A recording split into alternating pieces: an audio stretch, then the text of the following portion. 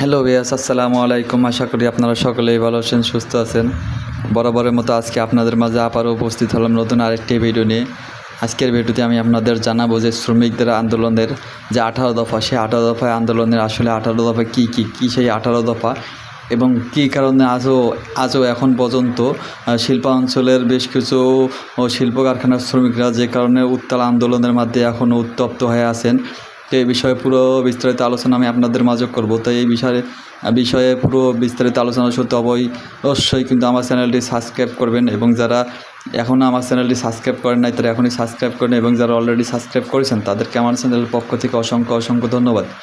Because আপনারা তো জানেন যে বর্তমানে প্রতি 5 বছর পরই কিন্তু শ্রমিকদের একটা আন্দোলন হয়, যেটা শ্রমিকদের চাহিদার মধ্যে শ্রমিক মালিকরা বা বিজিএমের মাধ্যমে একটা সমাধানের সবসময় চেষ্টা হয়, কিন্তু মালিকরা কখনো এটা সুন্দরভাবে সময় মতো কিন্তু করে না। আন্দোলনের পরেই কিন্তু এগুলো একটা তারা সমাধানে আসে। তো সে বিষয়ে আজকে পুরো যে আলোচনাটা, সেই আলোচনাটা আমি করব যে আজকে কী কারণে এখন পর্যন্ত আজ যে আমরা অবস্থা দেখছি, আজ বা কদিন ধরে যে চলতেছে, সেই আন্দোলন কী কারণে উত্তপ্ত তার বিষয়ে একটু মূল বিস্তারিত আমরা চলুন জেনে আসি।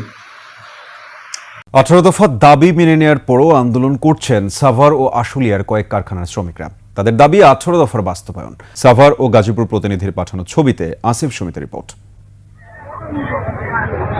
আশুলিয়ায় আবারও আন্দোলনের নামে তৈরি পোশাক কারখানার শ্রমিকরা। কোথাও শ্রমিকদের দাবি বকেয়া বেতন পরিশোধ, আবার কোথাও শ্রমিকরা দাবি করছে 18 দফার বাস্তবায়ন। আমাদের 1 মাস সময় চাইছে, আমাদের এখন দেওয়া হয় না। আমরা কেন আজকে 1 তারিখ, আমরা কেন আজ রাস্তায় আছি? এরই মধ্যে সরকারের মধ্যস্থতায় মেনে নেওয়া হয়েছে শ্রমিকদের 18 দফা দাবি। আমরা পাবো 1 মাসের স্যালারি, স্টাফরা পাবে 3 মাসের স্যালারি। না, আমাদের দাবি একটাই, টাকা দিবে, রাস্তা ছেড়ে দিব।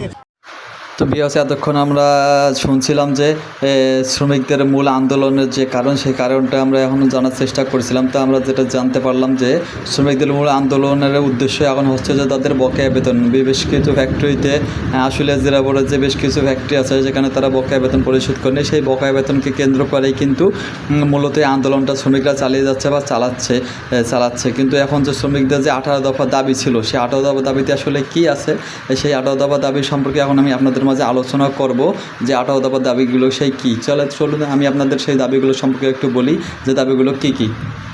দাবিগুলোর মধ্যে অন্যতম হচ্ছে যে হাজিরা বোনাস, টিফিন ও নাইট বিল বৃদ্ধি করা, তারপর রেশনিং সিস্টেম চালু করা।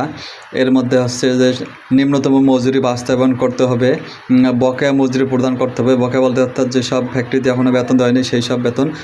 ব্ল্যাক লিস্টিং, অর্থাৎ ব্ল্যাক লিস্টের মাধ্যমে যেসব শ্রমিকদের ছাঁটাই করা হয়, জুট ব্যবসা বন্ধ করা, মামলা প্রত্যাহার করতে, শ্রমিকের নামে যতগুলো ধরনের মামলা আছে সেই মামলাগুলো কিন্তু প্রত্যাহার করতে হবে।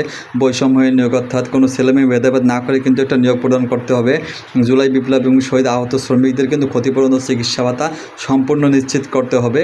তার মধ্যে আরেকটি দাবি হচ্ছে রানা প্লাজা ও তানজিরিন ফ্যাশন দুর্ঘটনায় ক্ষতিগ্রস্তদের প্রতিকার, অর্থাৎ তাদের যে দুর্ঘটনা ঘটেছে সেই দুর্ঘটনাকে কেন্দ্র করে কিন্তু একটা তদন্ত কমিটি গঠন করে শ্রম মন্ত্রণালয়ের সাথে কিন্তু সেটা একবারে আইনের মাধ্যমে কিন্তু সমাধানে সেটা ক্ষতিপূরণ দেয়া। ডে কেয়ার সেন্টার স্থাপন করা, অন্যায়ভাবে শ্রমিক ছাঁটাই বন্ধ করতে হবে। তারপর মাতৃকালীন ছুটি 90 দিনের পরিবর্তে 120 দিন করতে হবে।